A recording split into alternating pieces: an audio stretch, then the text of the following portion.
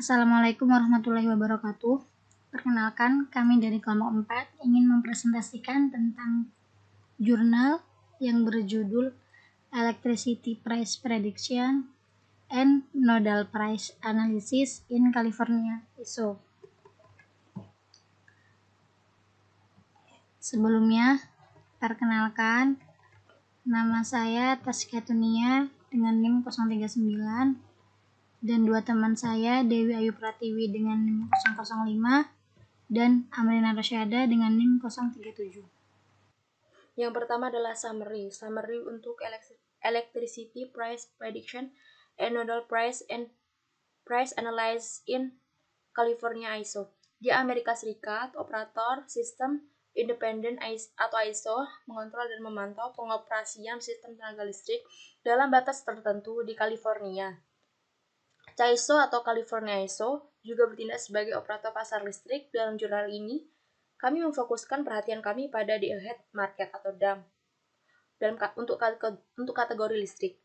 Pasar ini berlangsung 1 hari sebelum hari operasi dan terdiri dari penjadwalan jumlah dan harga listrik marginal atau grosir untuk setiap jamnya. Harga clearing marginal sesuai dengan persimpangan antara kurva penawaran dan permintaan. Kurva ini dibentuk oleh CAISO atau California ISO yang menerima tawaran dari semua peserta pasar seperti electricity retail, generator, and virtual bidder. CAISO memiliki kekhasan memiliki harga clearing yang berbeda-beda berdasarkan lokasi atau wilayah. Hal ini dilakukan dengan tujuan termasuk eksternalitas kerugian listrik sekitar 6% pada jaringan transmisi dan kemacetan listrik pada harga akhir. Secara keseluruhan, harga clearing dalam DAM khusus untuk suatu lokasi dan disebut sebagai LMP, harga marginal lokal. Sangat penting bagi peserta pasar untuk dapat memprediksi harga DAM sebelum mengajukan penawaran ke CAISO. Itu sebabnya ada langkah pertama yang kami memutuskan untuk membangun model prediksi untuk harga DAM dalam sistem bukan LLP. Penting juga bagi peserta untuk memahami resikonya. Mempelajari kesalahan antara prediksi kami dan harga yang direalisasikan. Pada langkah kedua, kami memeriksa dan memvisualisasikan perilaku LMP yang sangat menarik. Kita ingin memahami kekuatan pasar lokal yang dimiliki oleh agen-agen listrik. Yang kedua adalah preview study. Dalam preview study ada beberapa poin. Yang pertama adalah prediksi harga dan manajemen risiko. Di dalamnya berisi prediksi harga DAM, manajemen risiko, materi kovarian dan dekomposisi Cholesky, Gaussian, mixture, model atau GMM. Yang pertama, prediksi DAM. DAM atau Day Ahead Market ialah financial market di mana peserta pasar dapat membeli dan menjual energi listrik dengan menetapkan harga sebelumnya untuk hari berikutnya. Pasar ini memiliki komitmen bagi pembeli dan penjual energi yang dikembangkan oleh ISO setiap hari sesuai dengan penawaran dan data penawar yang diajukan peserta pasar. Penawar pemasok dan penawaran permintaan umumnya sangat berpengaruh, karena hal ini mempengaruhi harga baik kurang atau sama dengan harga marginal lokasi atau LMP per jam di lokasi tertentu sesuai dengan sistem yang ditentukan. Pasar ini memungkinkan pembeli dan penjual melakukan pertahanan kualitas terhadap kualitas harga. Selanjutnya ada manajemen risiko untuk partisipan harga pasar. Manajemen risiko adalah hal yang paling penting dalam sebuah pasar. Apalagi day ahead market yang merupakan seperti sebuah investasi dalam hal energi. Karena partisipan belum tahu harga clearing. Jika agen ingin memilih tawaran yang optimal sesuai dengan portofolionya yang diajukan, dapat mempertimbangkan biaya. Agen dalam DAM sangat berisiko ketika harga tidak sesuai dengan yang diinginkan, karena berhubungan dengan tawaran yang dibuatnya dan berapa banyak produk yang ditawarkan. Selanjutnya adalah matrik kovarian dan dekomposisi Cholesky. Matrik kovarian adalah matrik persegi yang memberikan kovarian antara setiap pasang elemen dari vektor acak yang diberikan.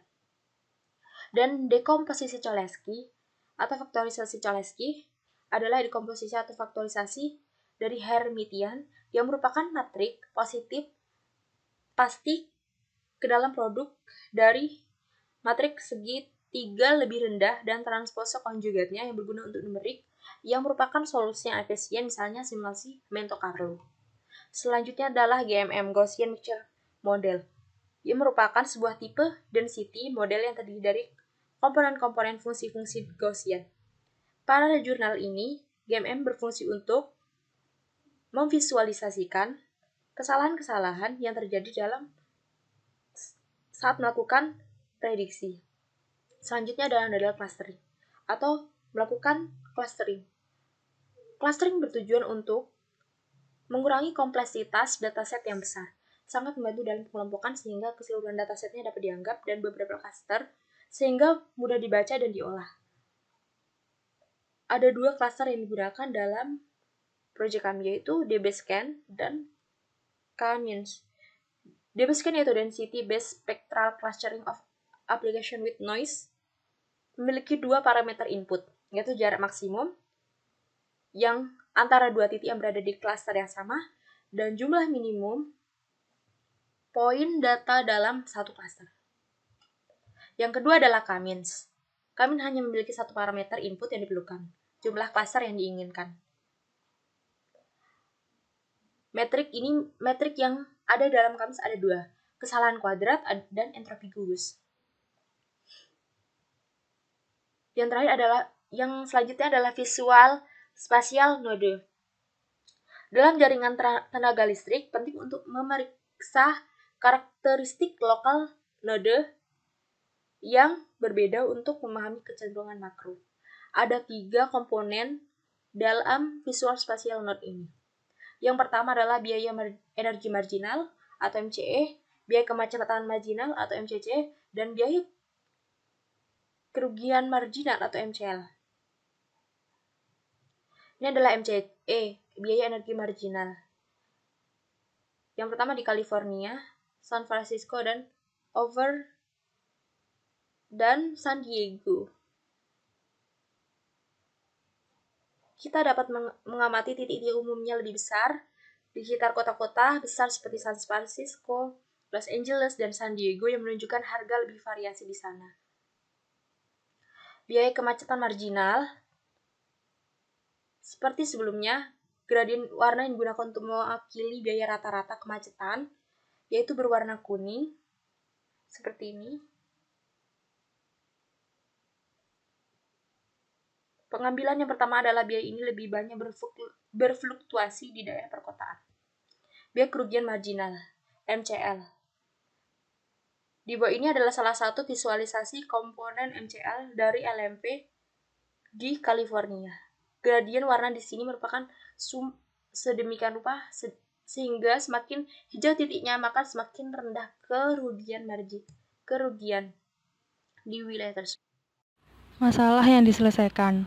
Masalah yang diselesaikan dalam jurnal ini adalah masalah prediksi harga ini yang tidak sepele dengan permintaan. Pembentukan harga sangat kompleks. Pertama, secara teknis harga dam listrik tergantung pada harga beberapa komoditas. Misalnya gas alam. Itu tergantung pada momen hari. Misalnya produksi matahari pada siang hari dengan biaya nol marginal. Dan pada beberapa aspek teknis dari sarana produksi. Misalnya pembangkit nuklir memiliki keterbatasan terbatas pada kekuatan pembangkit listrik.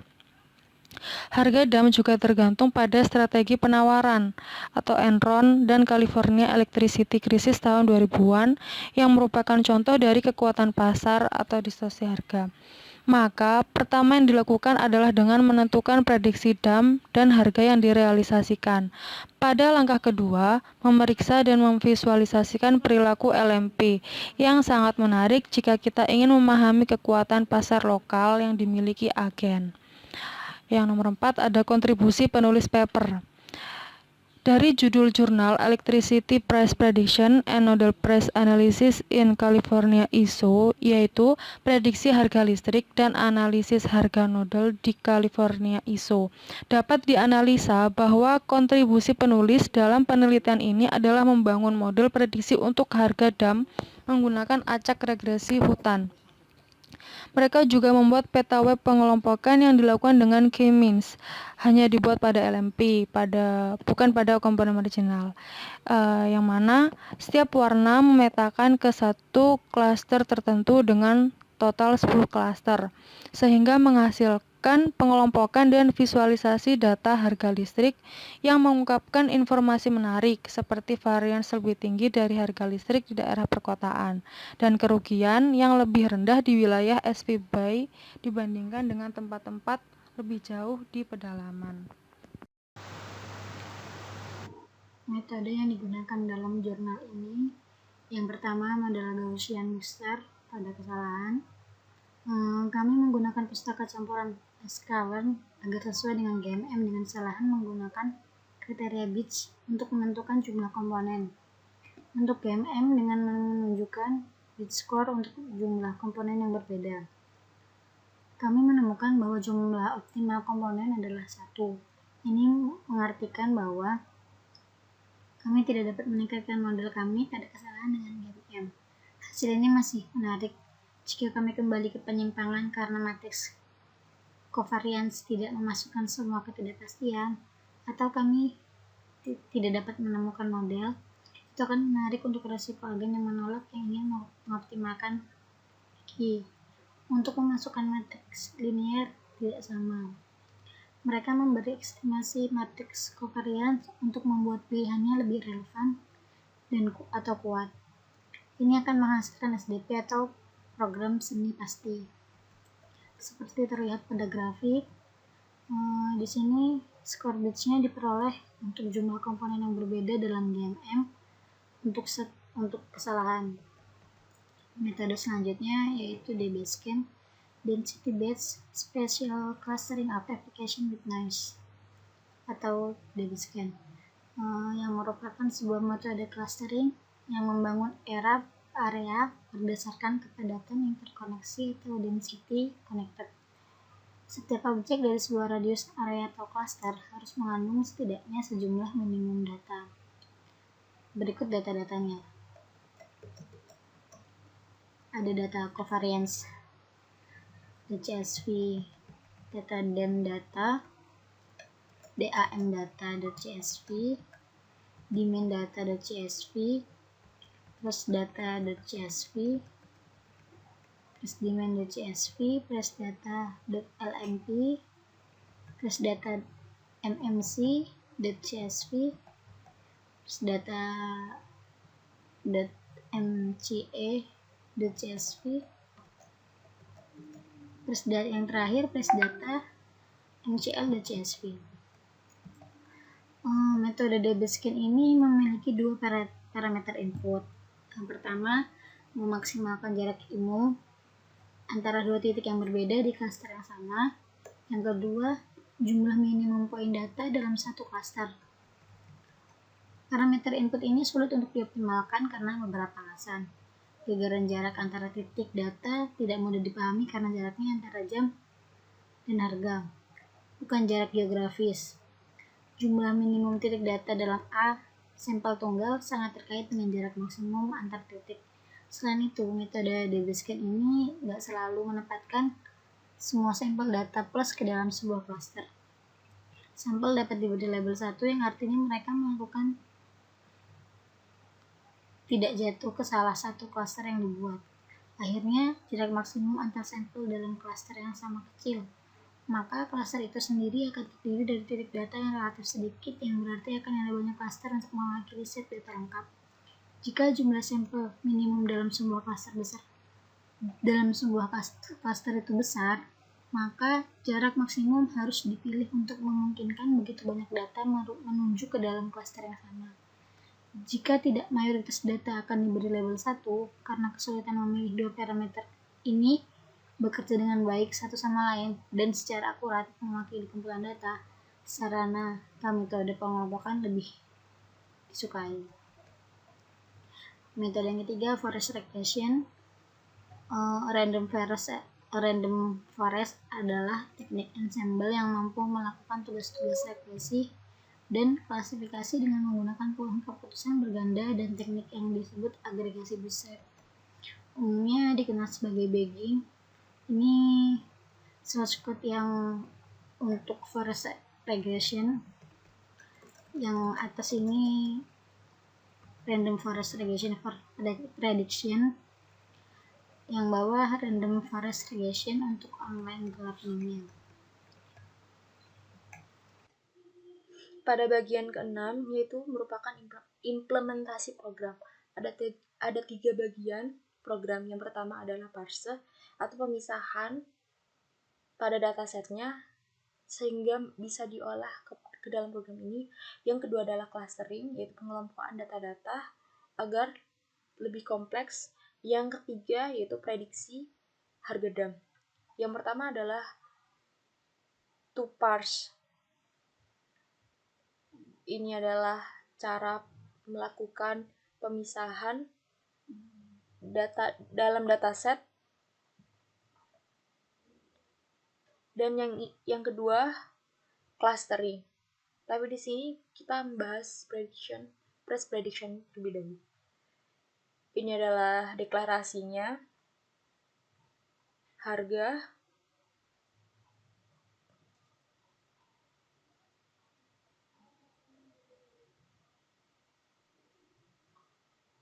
pembuatan dataset baru, penggunaan random forest regression, pemvisualisasian, terus menampilkan error, kesalahan-kesalahan, daftar kesalahan, memvisualisasikan kesalahan,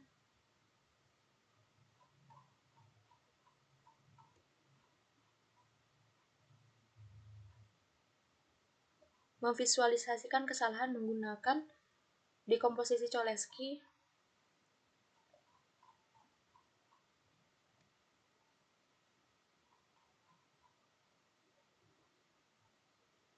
menggunakan dataset pada tahun pertama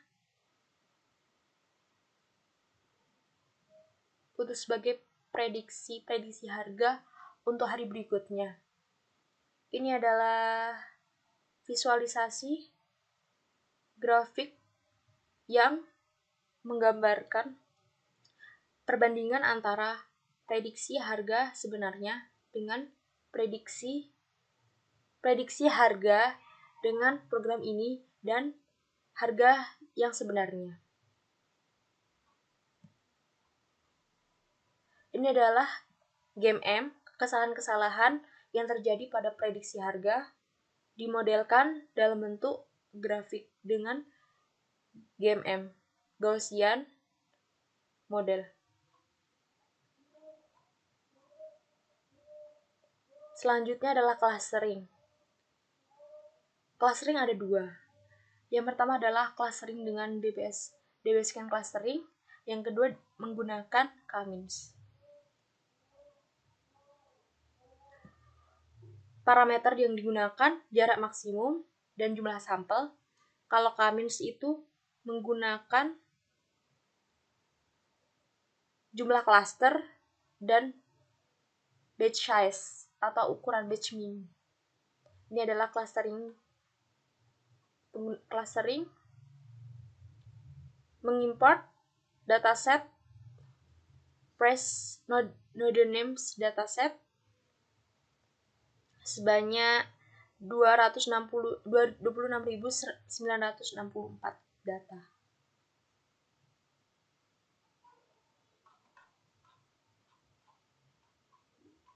Ini pembagian missing datanya. Ini file node clusteringnya, clustering menggunakan DB-scan-nya. Yang atas menggunakan K-means.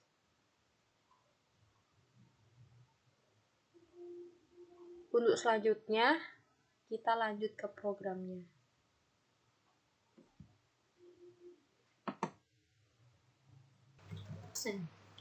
Pertama, mengimport CSV dan NumPy sebagai NP. Itu maksudnya mengubah data dari daftar ke array. Yang kedua, ini parse D2 array atau parse kedua array.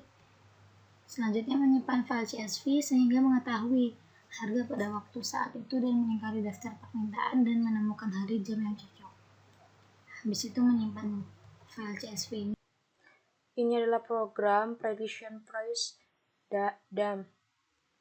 Yang pertama merupakan deklarasi dari fungsi-fungsi yang akan digunakan pada program yang akan kita gunakan ini. Seperti Random Forest Regression. Yang kedua, kita membaca dataset price demand dengan format CSV. Setelah itu kita menentukan dan menampilkan harga maksimal, harga minimal, demand maksimal, dan demand minimal pada dataset sebelumnya. Harga maksimalnya itu 187,891, harga minimal 14,714, maksimal demand-nya 2316,96, dan minimal demand-nya adalah 88,88. Setelah itu kita menampilkan plot grafik dari rasio harga DAM dan DAM demand. Ini adalah rasionya. Setelah itu kita menambahkan label variabel dari data itu sendiri. Hari yang kita gunakan yaitu 1 minggu, yaitu 7 hari, lalu membuat dataset yang berisi max price, average price, min price, max demand, average demand, min demand. Maksimal, rata-rata, dan minimal, baik price maupun demand. Yang selanjutnya yaitu Random Forest Regression for Prediction. Ini adalah random forest yang tanpa menggunakan fitur ekstra menghasilkan RMSE sebesar 3,6065 dan yang dengan ekstra fitur menghasilkan RMSE 3,9398. Selanjutnya kita membuat visualisasi dalam bentuk grafik. Dengan harinya kita mengambil sampel 129 hari dengan biru sebagai prediksi harga DAM dan hijau sebagai harga DAM sebenarnya. Yang hitam adalah harga demand yang sebenarnya.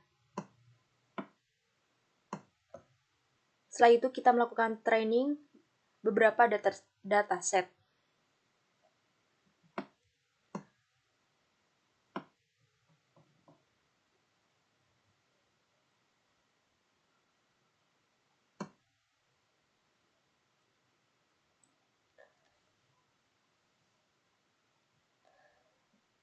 Pada bagian ini, kita membuat daftar kesalahan. Setelah itu periksa daftar kesalahan ini sesuai dengan panjang vektor 24 dan komponen yaitu 0.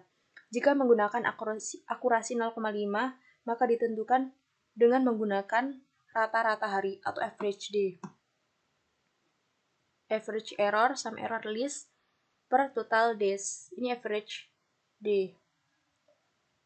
Setelah itu, pada bagian ini, berdasarkan data kesalahan dengan panjang vektor 24, pada bagian ini membuat hipotesis, sistemasi, matrik kovarian, lalu divisualisasikan dengan random forest regresi pada figur di atas, pada figur ini.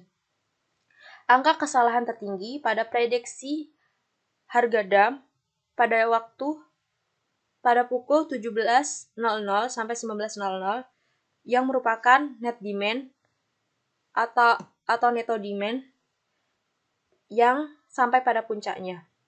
Dan kesalahan reperkusi antara jam 6 sampai jam 7 pagi sekitar jam 12 dan jam 6 sampai 10 malam adalah waktu yang kurang baik untuk dalam melakukan transaksi.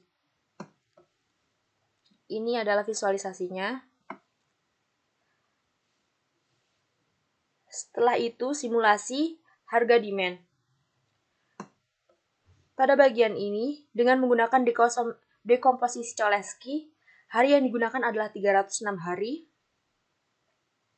Dengan simulasi harga DAM garis berwarna dan harga real garis hitam. Dengan X adalah harga dan Y adalah jam dalam sehari. Ini adalah X-nya itu adalah jam, Y-nya adalah harga dalam bentuk dolar. Ini adalah prediksinya dan yang hitam adalah harga realnya.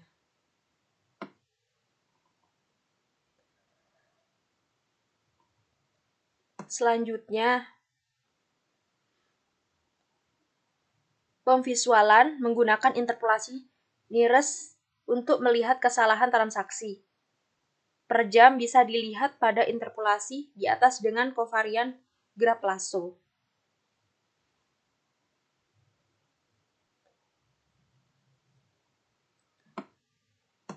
Ini adalah visualisasinya.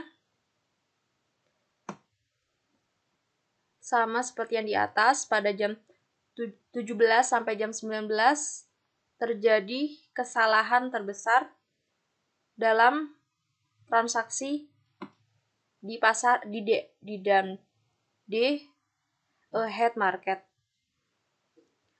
Selanjutnya kita dapat melihat perbandingan antara dua kovarian yang menggunakan graf Lasso dan menggunakan dekomposisi Cholesky.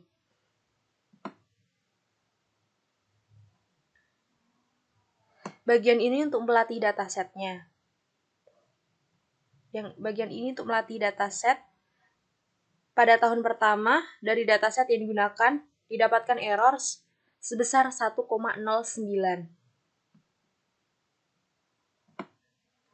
Selanjutnya, setelah itu melakukan prediksi menggunakan dataset pada tahun pertama. Didapatkan prediksi seperti di bawah ini. Dapat dilihat perbandingan antara harga prediksi yang menggunakan program ini dengan harga yang sebenarnya atau real.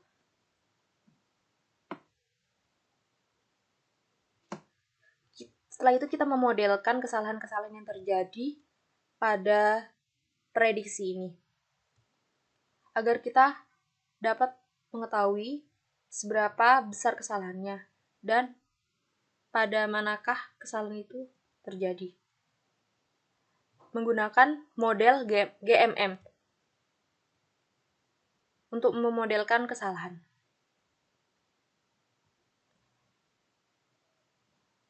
Pada bagian ini,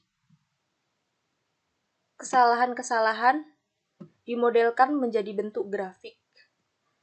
Ada 4 kesalahan yang dikelompokkan. Yang pertama adalah spherical, teeth, diag, dan full.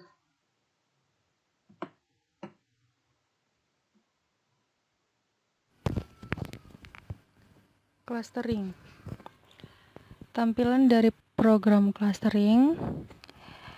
Di sini ada pertama kita mengimport library.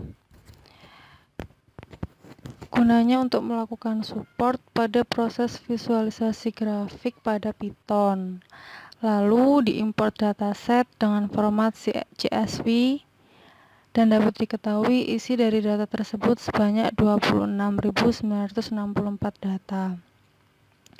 Dengan library import CSV dan di sini ada press file lmp.csv. Terus untuk proses visualisasi grafiknya kita bisa ambil library dari import matplotlib.pyplot.splt. Diketahui ini datanya ada 26.964 data. Terus ada import matplotlib.pages as 4ches. di sini ada grafik yang muncul, outputnya seperti ini. Jadi yang hijau green itu apabila melewatkan data poin kurang dari 100, yang biru kurang dari 1000 poin, yang merah red point itu apabila data terlewatkan lebih dari 1000 poin, dan untuk yellow data yang kuning itu apabila terlewatkan poin sama dengan 0 poin.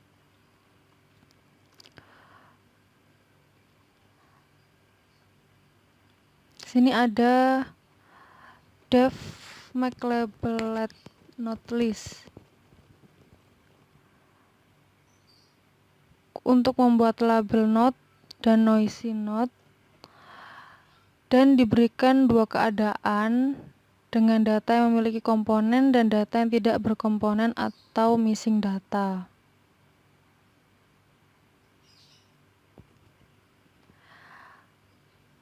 Lalu yang terakhir ini menentukan nilai entropi total.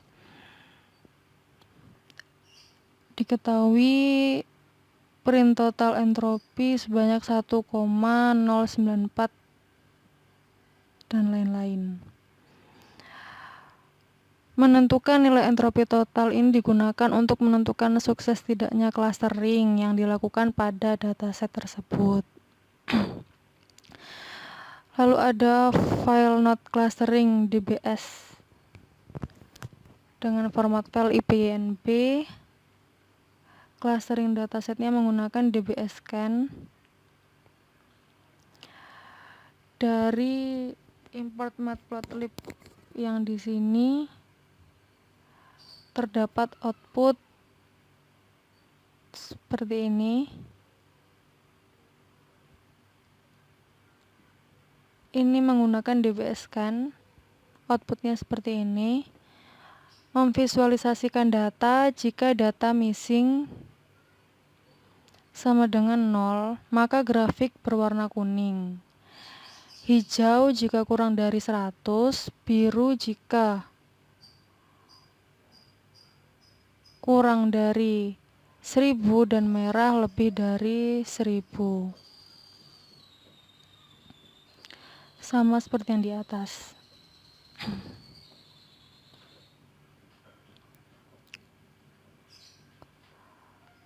Terus membuka data file dengan format CSV yang berisi data yang telah dipisahkan.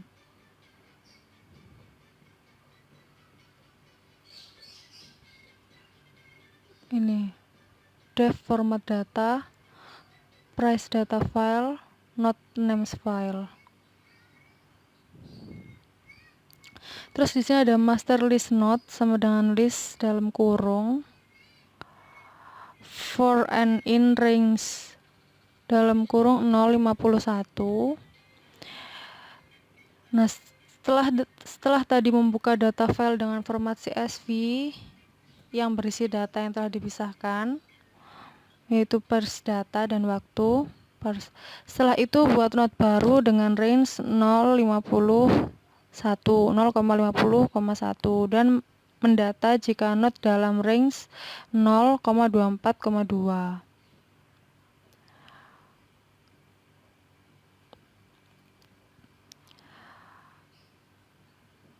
Ada output 600L,24L, di mana format bentuk data ke dalam n sampel, nx, ny yang masing-masing itu diberi label L.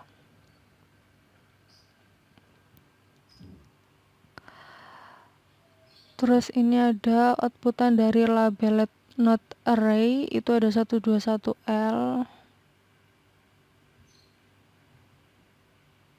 Dan terakhir adalah menghitung total entropi, di mana yang terakhir ini hitungan dari entropi itu, entropi totalnya dihasilkan dari perhitungan K-means adalah 1,094. 657, 659, 15.